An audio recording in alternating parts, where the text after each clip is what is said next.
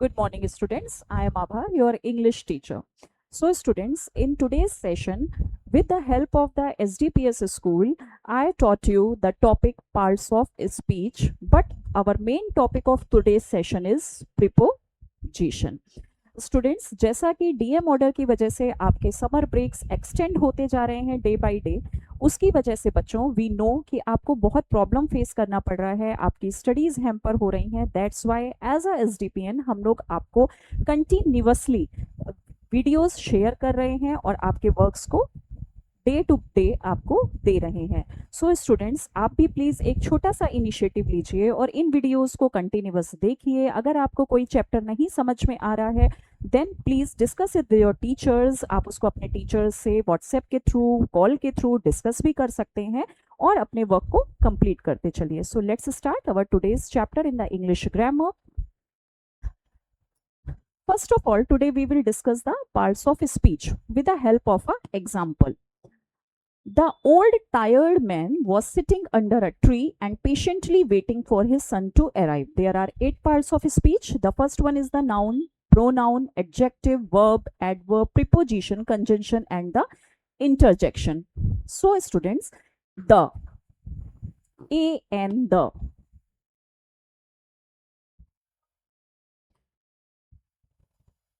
these words included in the articles, इसको हम लोग आर्टिकल में काउंट करते हैं। Then old and tired both are adjective. Why? Because it give the quality of the man, it enhance the quality of a man. ये हमें यहाँ पे मैन जो कि एक नाउन वर्ड है उसकी क्वालिटीज के बारे में डिस्क्राइब कर रहा है। So that's why old and tired both words are adjective here. Then was और sitting both are verb. Sitting is the main verb and was the helping verb. was जो है वो हमारा हेल्पिंग वर्ब के रूप में वहां पे वर्क कर रहा है।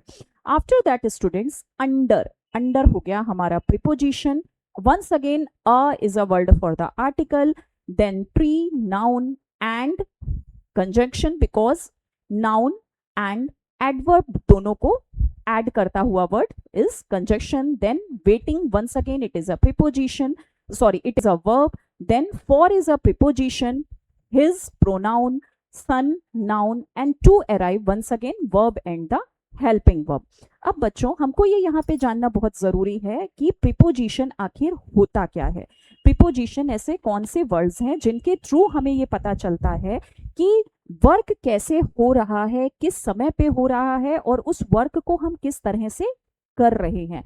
That particular words is preposition. So first of all, the definition of the preposition. Preposition is a word which express relationship of a noun or pronoun to other words of the sentence. There are lots of words which we use as the preposition.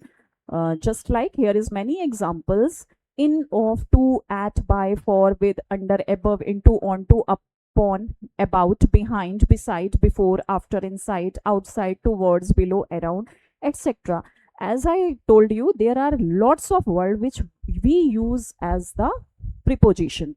Preposition usually describe the position of something. कोई भी चीज किस तरह से रखी हुई है, the time किस समय पे रखी हुई है, when something happen and the way in which something is done. इसको अगर सिंपल लैंग्वेज में समझाने की कोशिश करूं तो कोई भी काम, कोई भी चीज किस तरह से प्लेस की गई है। किसी, जैसे अगर मैं बात करूं the pen is on my head, the pen is under my hand, किस तरह से उसको रखा गया है, हम किस पोजीशन में हैं या फिर हम बैठे हैं, खड़े हैं और वो काम किस समय पर किस जगह पर किया गया है।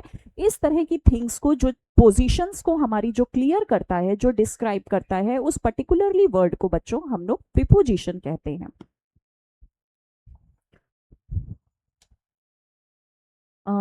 In this slide, types of preposition: simple preposition, compound preposition, phrase preposition, preposition of time, preposition of place, preposition of direction and the preposition of agent.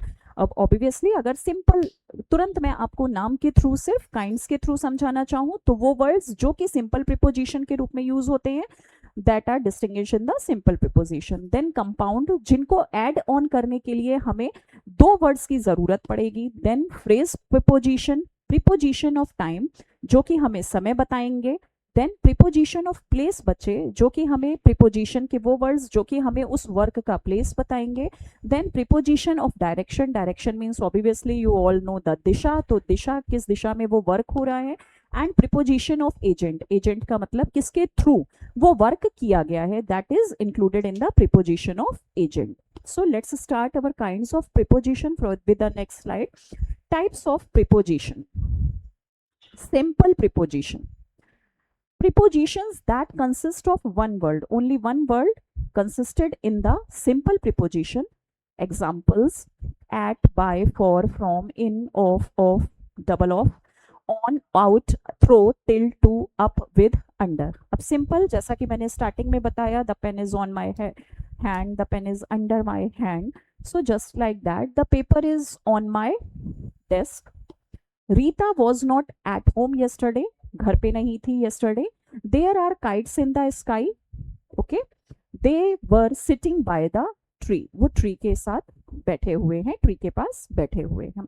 So this is the simple preposition. Once again, preposition that consist of one word, जिसमें only singular word use होता है, एक simple word use होता है, that included in the simple preposition. After that, students, compound preposition. It is formed by prefixing. What is the meaning of the prefixing, students? जब हम किसी words के साथ कुछ prefix add कर देते हैं उसके आगे या उसके बाद में, particularly हम a, जैसे यहाँ पे एग्जाम्पल में समझाऊं, लॉन्ग के साथ मैंने a ऐड कर दिया, ठीक है. तो जब हम ए बी या कुछ ऐसे प्रीफिक्स जिसे हम बोलते हैं, उन वर्ड्स को हम ऐड कर देते हैं, पर्टिकुलरली उन अल्फाबेट्स को हम ऐड कर देते हैं, चाहे वो हम वर्ड के स्टार्टिंग में ऐड करें. ओके, सो उन वर्ड्स को स्टूडेंट्स हम बोलते हैं कंपाउंड प्रीपोजिशन, जब वो यूज होते हैं as a word of the preposition. So it is formed by prefixing a preposition to a noun, an adjective और an adverb. There are lots of examples: about, above, along, amidst, before, behind, inside, within. Okay, so these trees are lined up along the road. It is the compound preposition because here long के साथ बच्चों हमने यहाँ पर a prefix use कर लिया है. Hope you understand it. Then in our next example, this article is about computer. ये article जो है वो computers के बारे में है. So यहाँ पे भी about जो हमारा word है with the prefix, उसको हम compound preposition में add करेंगे.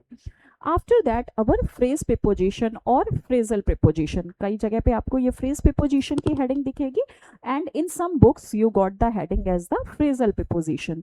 So it is a group of words used with force of a single preposition. Example: along, according to, along with, in place of, etc. जैसे the work was done according to, Kumar was arrested along with.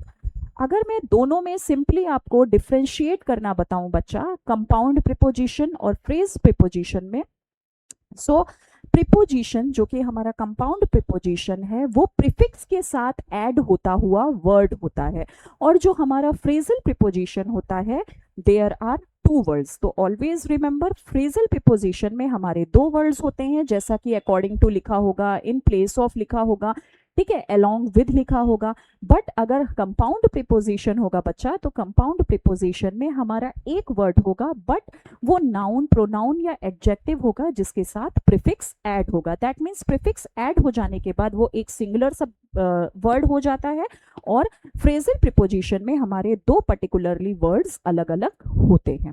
Understood? Then preposition of time. तो hope you understand, it is very easy to understand with the name of it already. Preposition of time, ये हमें वो बताता है कि किस point पर, किस टाइम पर कोई भी इवेंट, कोई भी सिचुएशन हैपन हुआ है, कोई भी काम हुआ है, ठीक है.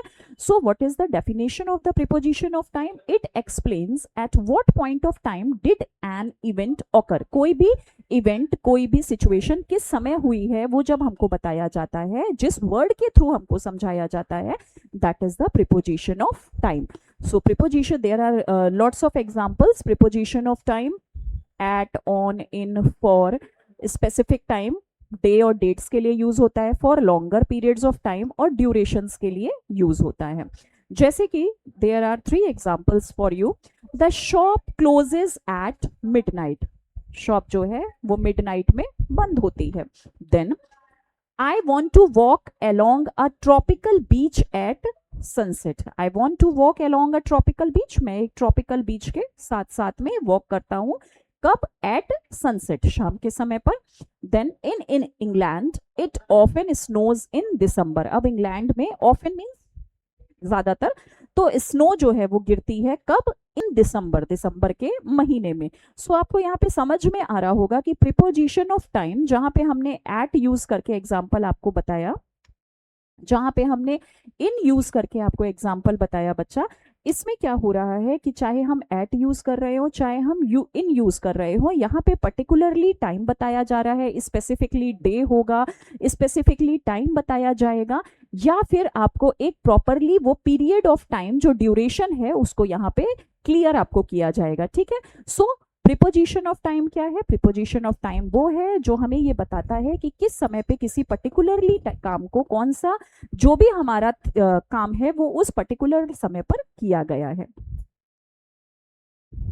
After that in our next slide there is preposition of place. So ये भी आपको नाम से पता चल रहा होगा कि कौन सा काम किस जगह पर किया गया है, किस प्लेस पे किया गया है। जब हम पर्टिकुलरली किसी वर्ड से उसको आइडेंटिफाई करते हैं तो उस वर्ड को, उस स्पेसिफिक वर्ड को हम प्रीपोजिशन ऑफ प्लेस बोलेंगे। So it can be used to show where something is located.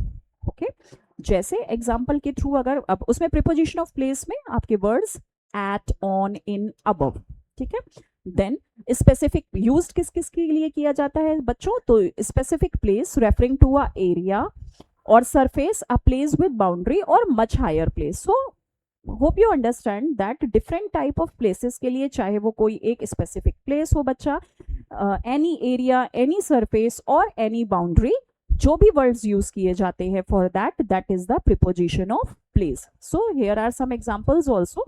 At the library, on the wall, in a room, stars are above the sky. These words are preposition of place. With the help of the example, our house is at the end of the street. हमारा घर जो है वो street के end में है। Then do you work in an office, क्या तुम एक ऑफिस में काम करते हो?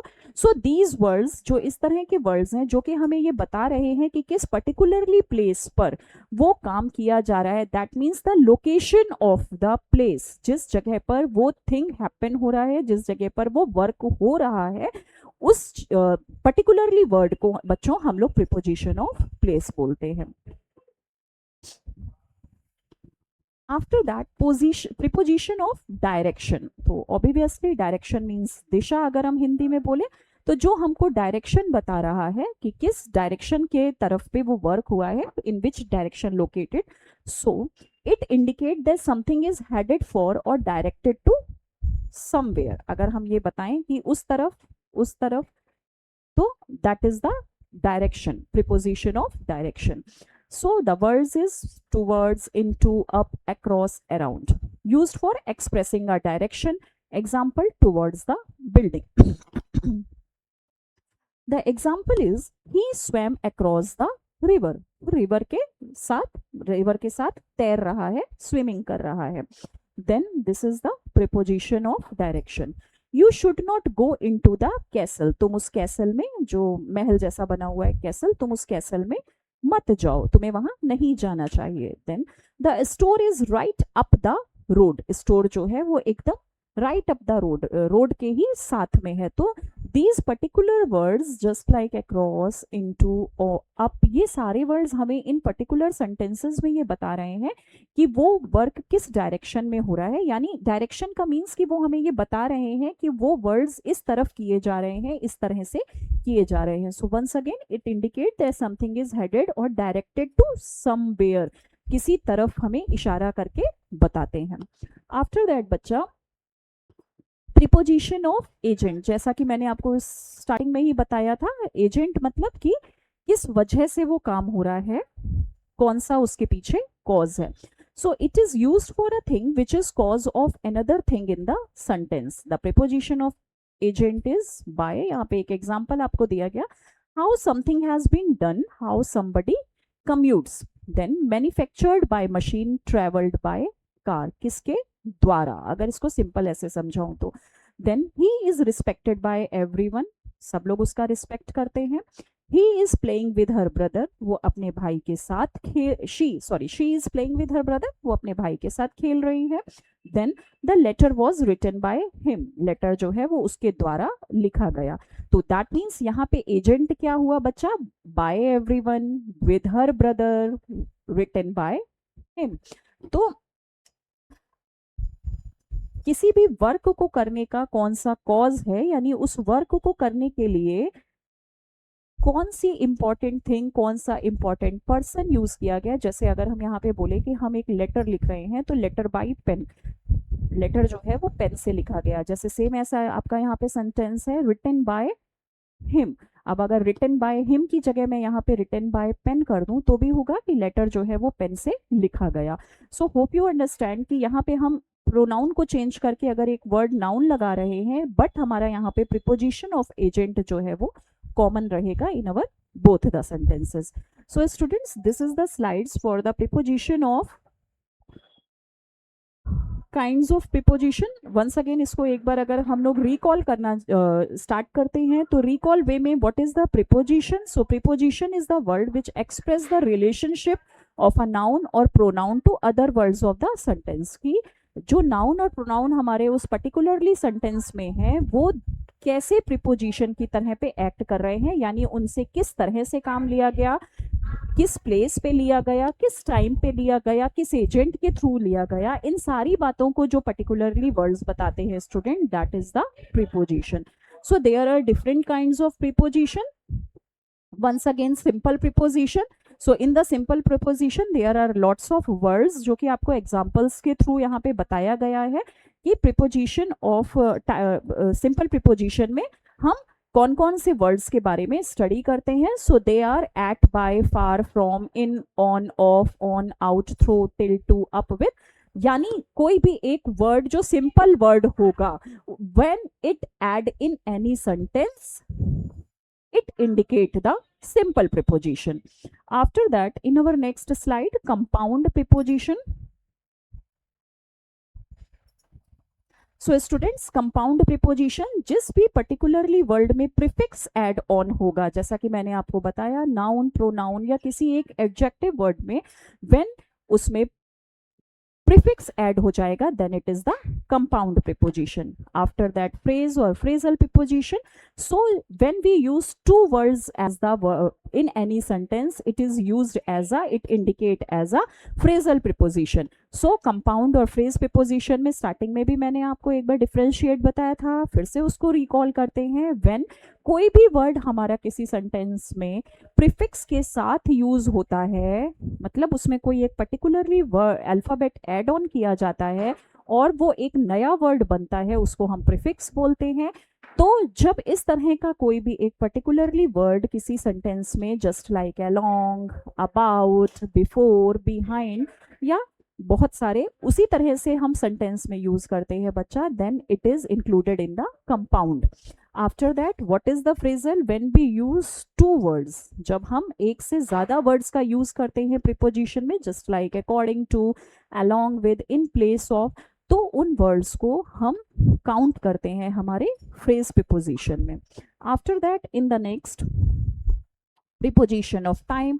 तो hope you understand it very easily. What is the preposition of time? वो सेंटेंस जब हमें किसी भी सेंटेंस में कोई एक पर्टिकुलरली वर्ड जब हमें ये बताता है कि किस टाइम पे, व्हाट पॉइंट ऑफ टाइम कोई भी इवेंट, कोई भी वर्क किया गया है, उस पर्टिकुलर वर्ड को बच्चा हम प्रीपोजिशन ऑफ टाइम कहते हैं. जैसा एट मिडनाइट, रात में, एट सनसेट, शाम को सूरज डूबने के समय, इन दिसंबर, दिसंबर के मंथ में.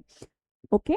So after that, in the next slide, preposition of place. preposition of place में particularly वो words हमारे use होते हैं बच्चा जो हमें ये बताते हैं कि कोई भी work, कोई भी event specifically किस लोकेशन पे किया गया, जो हमें ये indicate कर रहे हैं. जैसे our house is at the end, अंत में, स्ट्रीट के अंत में, in an ऑफिस, एक ऑफिस में। तो ये हमें यहाँ पे उस पर्टिकुलरली वर्क, वो जो पर्टिकुलरली काम हुआ है बच्चा, जो पर्टिकुलरली कोई भी इवेंट हुआ है, उसकी लोकेशन को, उसके प्लेस को हमें यहाँ पे क्लियर करते हैं। After that in our next slide बच्चा, प्रीपोजिशन ऑफ डायरेक्शन। तो so what is the preposition of direction?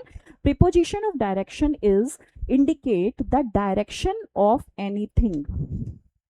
कोई भी पर्टिकुलरली वर्ड किस डायरेक्शन में बच्चा किया गया है उसको इंडिकेट करता है, जैसे across the river, into the castle and up the road. And our last slide is for the preposition of agent. So hope you understand what is preposition of agent, कि कोई भी cause जो किया गया है वो किस दूसरे के द्वारा, मतलब कोई भी इवेंट जो उस सेंटेंस में हो रहा है, जो वर्क हो रहा है, उस इवेंट में उसका साथ कौन दे रहा है, उस काम को करवाने में किसकी हेल्प की नीड लग रही है, that is the preposition of agent. जैसे by everyone, with her brother और by him. So students, that's all for today. This is the chapter for your preposition. ये आपका जो आज का सेशन है that is for preposition. Hope you all understand it. उम्मीद है कि आपको ये समझ में आ गया होगा। अगर आपको इसमें कोई भी प्रॉब्लम हो students, so please once again इस सेशन को एक बार फिर से देखिएगा। And your all the exercises from your book आपको जल्दी ही पीडीएफ फॉर्मेट में सॉल्व करके होमवर्क में आपके व्हाट्सएप ग्रुप और आपके व्हाट्सएप ऐप के थ्रू आपको सेंड कर दिया जाएगा। सो स्टूडेंट्स, स्टे कंटिन्यू, साथ में रहिए हमारे, और एसडीपीएस पब्लिक स्कूल की तरफ से जो आपको सेंड किया जा रहा है उसको देखते रहिए, ताकि आपको किसी भी तरह से कोई भी चैप्टर समझने के लिए कोई प्रॉब्लम नहीं हो। And if you face any type of problem students, then please connect with your teachers. Thank you.